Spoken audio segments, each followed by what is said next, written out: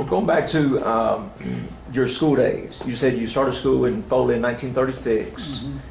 What was the first Foley football game you remember attending? You remember as a kid going and watching them some?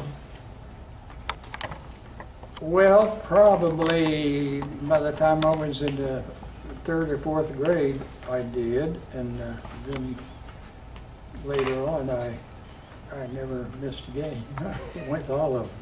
Yes, sir. And I played the last 2 years I was in high school. So you would have played the fall of 45 and the fall of 46? Is that right? Yes. Okay. What are some of the highlights as far as games that y'all had in those years? Y'all had two good teams. Y'all won the championship both years. Right tackle. I played right tackle. And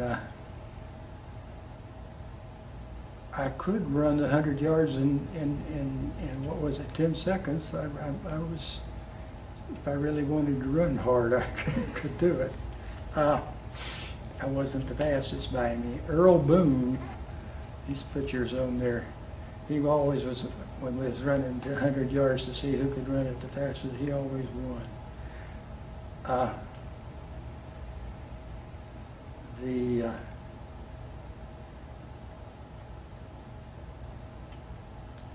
Let me go through some names on here. You're talking about the names. Is there some, well, I don't have a first name like the write-up just gave my last name. You might can help me with that. Let me see, let me find it. All right, Jim Tom Anderson. Jim Tom. Jim Tom was from Bon Secours. He was a character.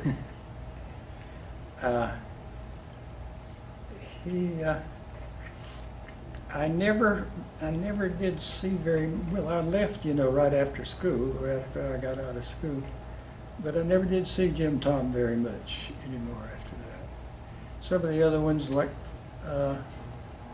Floyd Hoke and those that stayed in Foley, I saw them, when I'd come home. I always came home at Christmas if I could. Yes, sir. Jim Tom was a pretty good football player. Oh yeah, he was pretty good. Joe Beach. Very good. He was right guard, I think. Yeah, and Joe was good. He was short, and he could get down pretty low. Pete Blackwell. Pete, very good. I still see Pete every once in a while. When Earl Boone, you mentioned him. Earl and I were good friends. Earl was another good runner. He could go fast, very fast. And what did he do? Right in or left? What position did he play? I've got him listed at left halfback. Halfback. Okay. All right. There's one here, Brooks. I don't have a first name for That's him. Floyd Brooks. Floyd Brooks.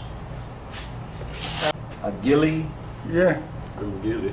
What was the first name of Gilly? Jerry. Jerry Gilly. Jared Gilly was a pretty big man, and he played on the line somewhere. Tackle. Yeah. Tackle, yeah. Yeah, he was a good tackle. Charles Harper. Charles Harper was, he was a character too. He could run pretty fast. And he played one of the backs, whatever it was. Didn't he, Charlie? I remember him, but not well. Leonard Harrison. Leonard was good. Farm boy, strong, fast. Very Johnny Holman. good. Johnny was Short a guy. guard, short, and I tell you what, he could block or he could tackle. He was good at both of them. Jack Moore. Very good. Jack, let me say something. In my opinion, the strongest guy I'd ever been to Foley School. He was just exceptionally muscular, and I remember one thing in particular. He could take a 20-penny spike and just bend it like that, and very, very strong, well-built guy. He could nowadays he could have moved right into the pros. He's just that big and strong. He was a very good friend. There was something about him and three others and me that went hog hunting before a big game with Robertsdale. At Coach's 90th birthday, he pointed us, says, y'all went on a damn hog hunt that morning, and we're having a big, we played Robertsdale twice a year, you know. And I said, Coach, we won. Oh, damn, look what you come walking in the swamp and carrying damn hogs out and wore out, and then you come and play football, and oh, you raised hell. Was that 45 or 46 that y'all did the hog hunting before the game? That would have been 46. There were a lot of wild hogs in what, you know where Bicor Swamp is? Oh, yes. They don't even call it Bicor anymore. No, I think they, Well, Kenny Hand, he lived down in that area, and he had a little dog that was about this big, and that was supposed to be a hog dog. I said, shoot, the hog would eat him up. No, he'll find him, and then he stays out of the way. And sure enough, it wasn't long, and boy, we could hear him.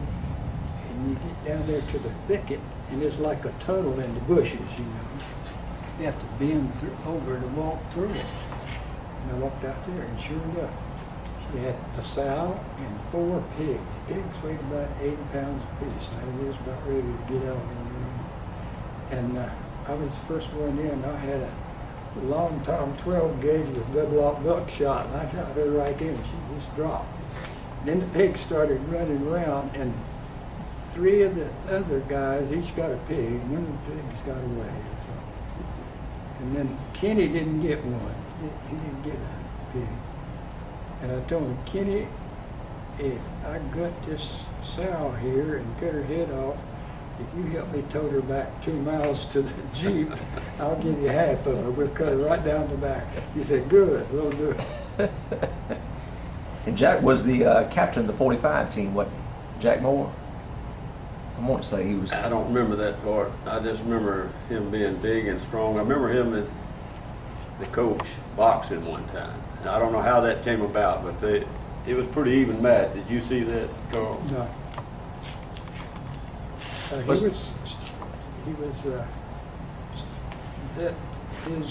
His father was a big fisherman, and he fished too.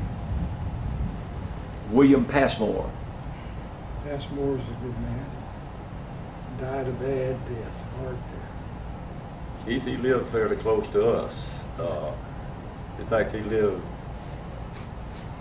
I guess, less than a mile from us. He lived with Mr. Potts. You remember him? Oh, yeah. Remember Potts Field out here, Yeah. the baseball was named after him? Yeah, Potts. But he lived with him, and probably 3/4 mile from us, you know. Okay. Yeah. But he was a good football player, but a better baseball player. He was a really good baseball player. Robertsdale one time, and I think they were 1 point ahead of us, like an extra point, you know. And it was right toward the end of the game. And we got back in the huddle, and Donald said, Jack, I'm going to run like we do sometimes, other times. I'm going to run like hell down to the end, and then cut left, and you throw me. Jack could throw that football across all the way to the length of the field. He did, and Donald caught it down there and won the game. Bears battled a 7-7 tie on Friday. It says Lions recover fumble on 4-yard line and score on last play. It says with many breaks, the Lions managed to keep the Bears from scoring but 1 touchdown with the Foley 11. Having their last-minute luck and recovered a Bear fumble on the 4-yard line with 30 seconds left to play. They passed for the lone marker and drove the line for the extra point to tie the strong Robertsdale team. Y'all remember that game? Mm-hmm. I do. I remember it real well. I think I covered that ball. Is that right? Yeah. That was a big fumble recovery then.